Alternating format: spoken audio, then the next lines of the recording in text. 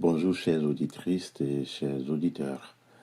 La question est de savoir quelle différence entre écrire un texte de chanson slam et écrire un roman.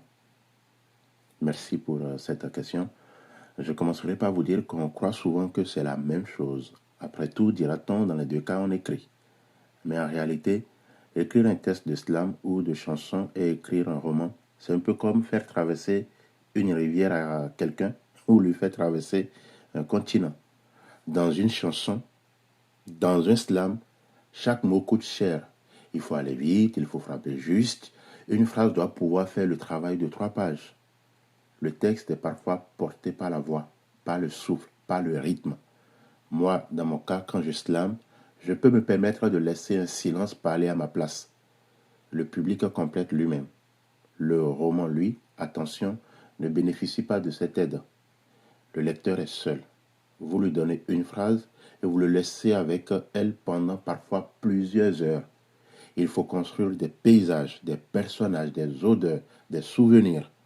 Là où le slam allume, d'après moi, une étincelle, le roman entretient le feu. Et puis, il y a une autre différence qu'on ne perçoit souvent pas. Le slammer est un sprinter, le romancier est un marathonnier.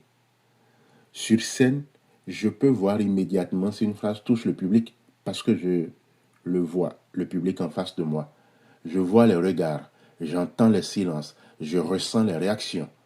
Le roman, lui, par contre, part seul. Vous l'envoyez dans un monde, vous l'envoyez dans le monde comme un enfant qui quitte la maison. Et parfois, plusieurs mois plus tard, quelqu'un vous écrit pour vous dire qu'une phrase l'a accompagné dans une épreuve difficile. Mais au fond, il y a quand même quelque chose qui ne change jamais. Que j'écrive une chanson, un slam ou un roman, je cherche toujours la même chose, provoquer une émotion.